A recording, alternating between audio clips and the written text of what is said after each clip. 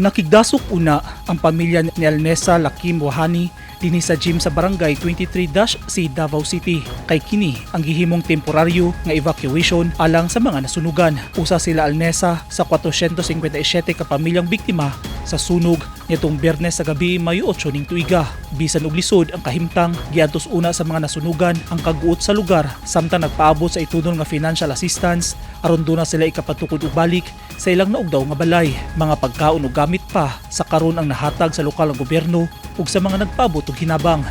Grabe ka init nga siksikan pod mi usahay og mga tulog mi dili kay mi katarong og tulog kay daghan kay mga taong diriya niya ang mga gamit pod nila usahay kay mga pang kinambuhi man na nila no mo na nadala. Kamatikdan nga wala pa maplastar ang mga modular tent nga ginapagamit sa lokal nga gobyerno ug galing dunay mga kalamidad sama sa sunog kay nagtapon og pa ang ubang gamit nga ilang nasalbar atol sa sunog. Pero sumala sa City Social Welfare and Development Office kun CSWDO, pahinduan og ipahipos pa nila ang mga nagkatag nga gamit ug mag-disinfect aron matauran og modular tent nga katulgan ang mga bakwit nga pamilya. Kadaghanan sa mga nasunugan gikan sa komunidad sa tribong Badjaw.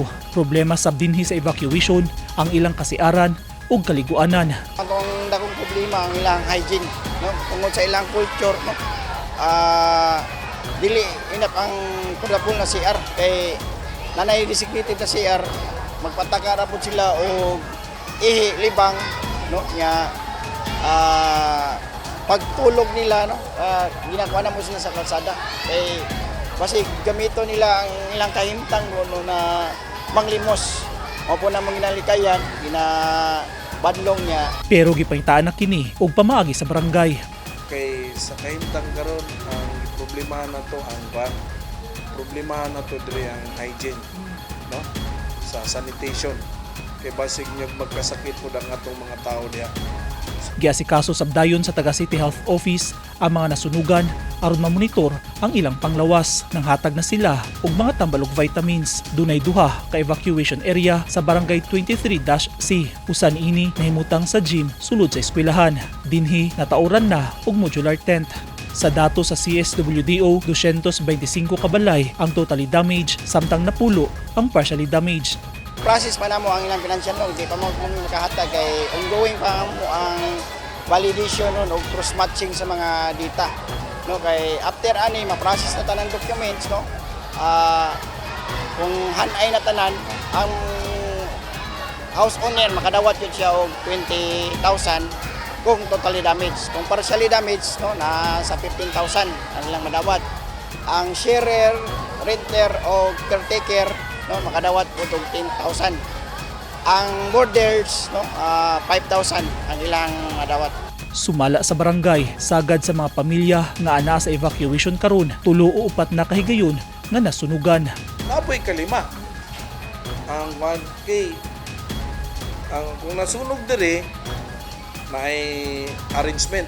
For example na kining area ni na sunog dire na arrangement sa una nga i-arrange na to pa kalsada, kung anong pathway. So, di man masakto dire, gi-transfer na po dire. Nasunog na po ni, karon gikuha anong kalsada, gikuha anong pathway, gikuha anong another mga proyekto sa gobyerno, na-transfer na po dire. Tapos, kinina po, nasunog na po ni. Pagkasunog na po ni dire, pote, gibali na po, makaingon na, kapila naman kung nabali na ni Kati, kapila na po kuha ni nasunog. So inana na mo gina-arrange na mo ang mga panimalay nga kanang dili na gyud mausab ang itawag nato nga sa mga emergency nga mga kalamidad no nga pangitabo nga kinahanglan maagapan dayon. Wala pa nasubay sa Bureau of Fire Protection ang sinugdanan sa kalayo. For our investigation po ba, standard operating procedure po natin is 24 hours and may strong report na din tayong nasasabit. So yun yung mga usually na nire-release namin na data, sir, no, upon initial investigation, sir. Then we have 15 to 30 days naman po dun sa progressive report natin, sir, and then we're given until 45 days, sir, na magkaroon po tayo ng final investigation report, sir. Walay naangin niya kinabuhi ato sa panghitabo gawa sa usa ka 38 anyos nga lalaki nga nakahiyagom og second degree burn. Eugene Hinutan, Newsline Philippines. Stay safe.